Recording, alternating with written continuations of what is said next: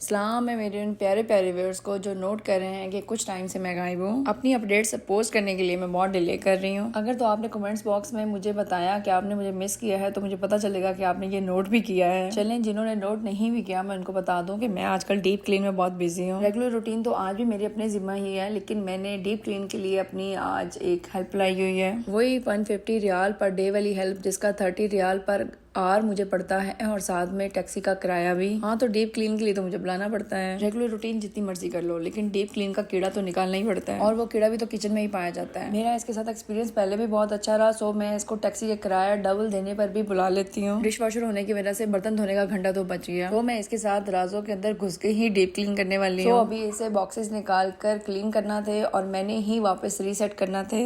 मेरी सेटिंग भी मेरे अपने हाथ में ही रहती है और मुझे ग्रोसरीज का भी पता लग जाता है। हम देसियों की ना यही आते हैं, मेड बुला भी लेना तो साथ साथ में सारा काम कराना होता है। मैं इसके साथ पर डे अमाउंट फिक्स भी कर लूं तब भी मुझसे बैठा नहीं जाता, क्योंकि मैंने अपनी सेटिंग्स भी बरकरार रखना होती हैं। यही तो मसले हैं हमारे। हमें तसल्ली भी तो तभी होती है ना जब हर चीज हम अपने हाथ से ही सेट करें। और फिर स्पेशली फ्रिज तो बिल्कुल टोटल मुझे खुद ही करना है। फ्रिज की क्लीनिंग तो मेरे दिमाग को चढ़ी हुई है। फ्रिज जितनी बार खुलता है उतनी बार मेरे हाथ से साफ होता है। उसके बावजूद मैं आज आपको अपनी फ्रिज के अंदर की हालात दिखाने वाली हूँ। जब मैं पूरा किचन कर रही हूँ तो फ्रिज तो लाजमी मुझे करना है। आज मुझे इसके सारे बॉक्सेस निकाल के हर चीज निकाल के वॉश करना है। वॉश करने के लिए मैं अपनी हेल्पर की हेल्प ही लूंगी और खुद मैं सारे बॉक्सेस निकालती जा रही हूँ। और फिर ना बार बार मुझे अपने देसी होने पे फख्र महसूस होता है जब मेरी फ्रिज में से एक्सपायर्ड चीजें निकलती हैं। हफ्ता पुराना सालन भी मिलता है और देसी घी भी मिलता है। भले कौन कौन है यहाँ पे देसी मेरे साथ में, मुझे कमेंट्स बॉक्स में जरूर बताएं। अभी ना मैं विनीगर और लेमन मिक्स करके यहाँ पे पूरा उसमें कपड़ा लगा रही हूँ। वॉश करने से ना फ्रिज में कोई ना कोई चीज जल जाती है और मैंने अपनी अम्मी को सारी उम्र फ्रिज को ना जलाते वॉश करते देखा है। हाँ, मैं मानती हूँ कि फ्रिज इतना गंदा हो जाता है कि मैं इसको वॉश करना चाह रही होती हूँ, लेकिन लेमन और सिरके के साथ में सारी स्मेल निकल जाती है, सारा पीलापन निकल जाता है और एक बहुत अच्छी सी खुशबू आने लगती है। फिर इसके सारे बॉक्सेस तो वैसे भी सब कुछ निकाल के वॉश कर लेना है। अभी मैंने ऊपर वाला फ्रीजर खोला है तो वो भी फुल ऑन भरा पड़ा है। लंच बॉक्सेस से लेकर फ्रोजन आइटम्स तक फ्रिज जो है ना वो बहुत गंदा लग रहा है मुझे आज। मगर क्या करें, हम तो हारा से चिकन लाते हैं तो हमें एक ही बार में सारा कुछ लाना पड़ता है।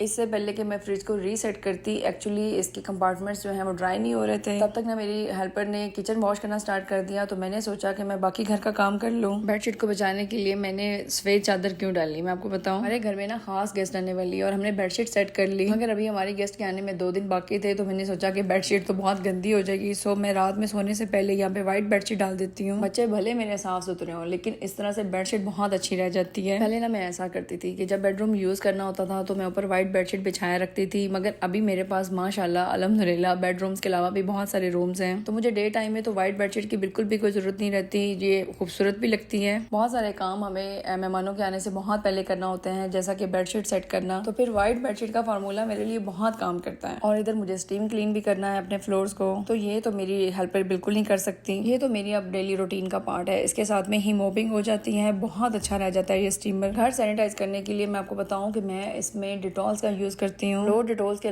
साथ साथ में मैं ये ब्राउन कलर वाला डिटॉल भी ऐड कर देती हूँ। मुझे तो डिटॉल की स्मेल भी बड़ी पसंद है, क्योंकि मेरे अंदर रच बस गई है शायद। लेकिन भाई जो एक्चुअली सफाई होती है ना, वो तो फिर सोच है आपकी, नेक्स्ट लेवल है सफाई इसके साथ में। मेरा वीकेंड ना डीप क्लीन के लिए रखा होता है और कुनैन भी घर पे है, मगर अगर मेरी हेल्प की बात करी जाए तो अगर आज काशिफ ने मेड बुला के दिए ना तो खुद गायब है। वो कहते हैं ना कि सहूलत तो सिर्फ आपको एक ही मिल सकती है, या तो आपको हाउस हेल्प चाहिए तो फिर हस्बैंड आपका गायब है आपके घर से। इसीलिए मुझे बच्चे भी खुद देखने हैं, इनके भी नहलाने का टाइम हो चुका है, इनके सर पे भी हेयर मास्क लग चुका है। 1 बाय 1 कमरों के अंदर मैंने सबसे पहले बेडरूम किया और फिर मैंने बच्चों को नहला दिया। इसके बाद ना प्रेशर को तो सो जाना है और मुझे कुनैन को फिर अपने साथ में क्लीनिंग पे भी लगाना है। उसके रूम की क्लीनिंग में इसके बिना नहीं करती वीकेंड पे। इससे मुझे हेल्प मिले ना मिले, मुझे सुकून बड़ा मिलता है कि मेरे साथ में कोई ना कोई काम कर रहा है। चले एक्चुअल हेल्प ना सही, दिल बनाने को ख्याल तो अच्छा है ना। फिर मैंने अपनी बाजी मेड को जो ना दीवारें साफ करने पे लगा दिया है, जो कि प्रेशर बार बार गंदी कर देती है। कसम से साथ साथ में हर काम के अंदर काम कराना पड़ता है। टांग पे टांग रखने के ख्वाब तो हमारे वफा हो नहीं सकते। तो बस अभी मैं जल्दी से फ्रिज को रीसेट कर लूँ। बहुत सारी मैंने एक्सपायरी चीजें निकाल दी हैं। खाना भी वाफर जो